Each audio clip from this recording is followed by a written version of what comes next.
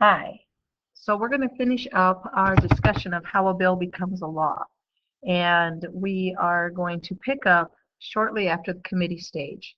You have done a couple of activities related to the Congressional Committee and know that their importance is beyond measure. Their purposes are to divide the work, to determine which bills are worth considering, and to hold public hearings and investigations. You then were asked to pick a committee and do some research and create a Google Doc that kind of became a collage of information. Then, as groups, you assigned different bills as the Speaker of the House so that the most favorable route might be available for that particular bill. We discussed that those bills would also go to appropriations because they need to find the money. And so right now, for example, the health care bill is going through appropriations in the Congressional Budget Office to try to figure out how are they going to fund these things. And then also the ways and means. How is it going to get enforced? What is the way that they're going to do that? How are they going to staff it? And so if we're going to make a national park out of the Little Rock gravel pit, what would be the way about doing that? What kind of money would be necessary to do that? How would you staff it? What kind of transportation in and out of this national park would we need? Then it would then go to the Rules Committee, which we've already talked about at great length. The Rules Committee, of course, is the committee that is necessary to act before a bill can get to the House floor.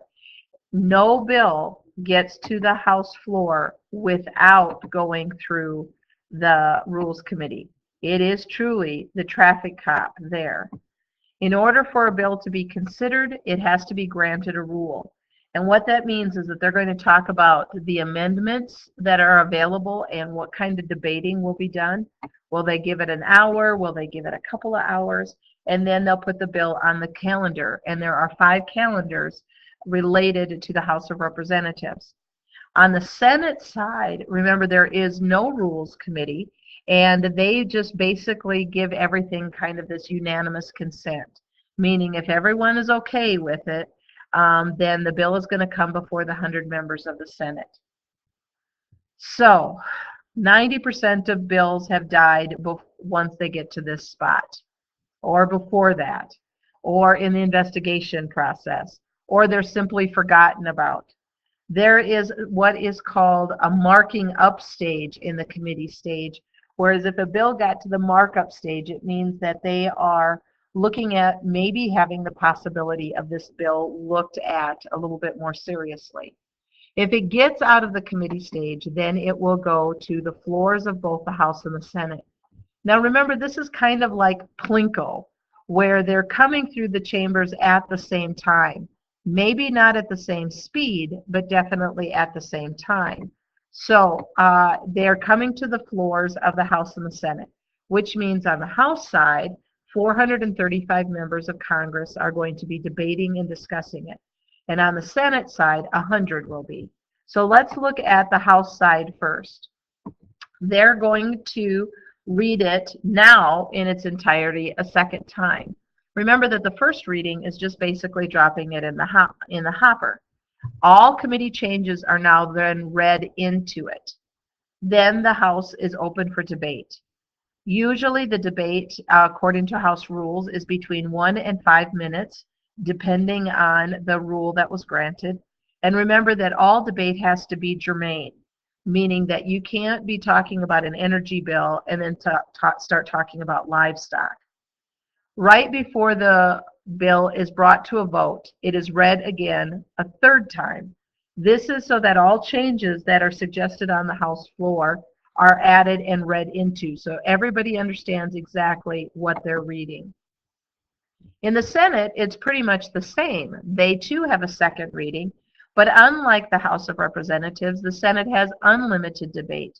They do not have to be germane, and they can add as many amendments as they want. One of the things that the Senate can add that is oftentimes seen as a sign of contention is what is called a rider.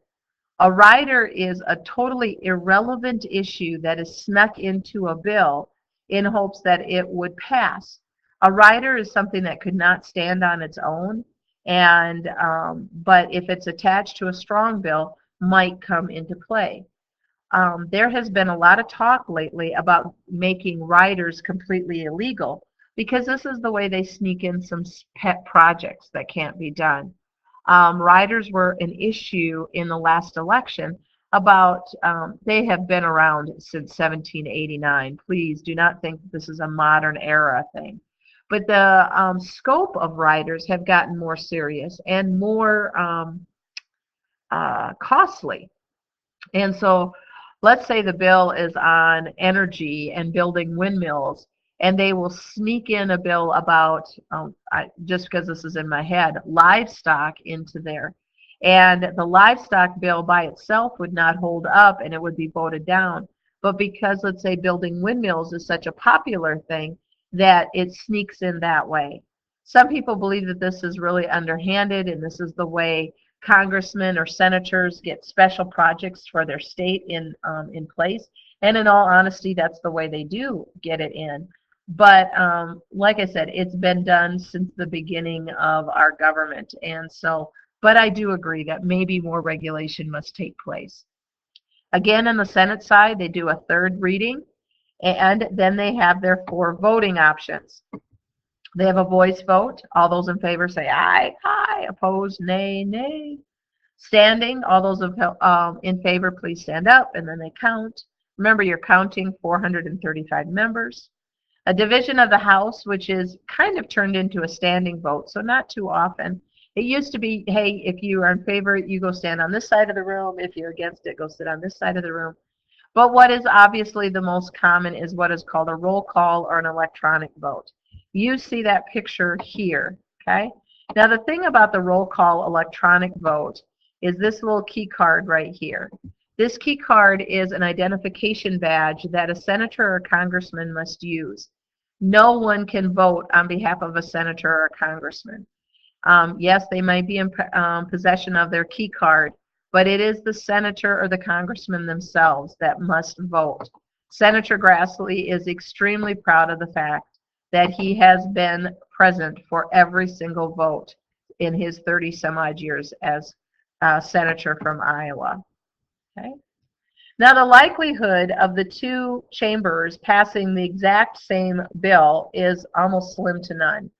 So the next step is what is called the conference committee. Now, it might seem strange of why I have an iron here, but the conference committee basically is made up of both chambers, okay, members from both chambers, and that's really important to understand. And the reason that they have it from both the House and the Senate is that they are really there to try to talk about things that they disagree on. It could be a number, it can be a position, it could be an amendment, it could be a rider. At this point, they really want to compromise. They don't want to go through all this stage. Remember that it's probably to the point of years have passed. They don't want to get to this point and suddenly realize that the bill is going to die. And so they work really hard to iron out the differences. I know that that's a really cheesy way to remember it, but that's the way I was taught as well. This iron out the differences is really the purpose of the conference committee. Okay, whoops, I kind of went a little crazy there. And that's why the conference committee itself exists, because there cannot even be a grammatical error in the bills between the 2 versions. Otherwise, it makes the bills null and void. They are not allowed to be different in any way. Just recently, there was a bill that was illegal because of a comma error. The Speaker of the House and the President pro tem both sign the bill, and the bill is sent to the President. The President has 4 options. The first is that the bill be signed and it becomes law.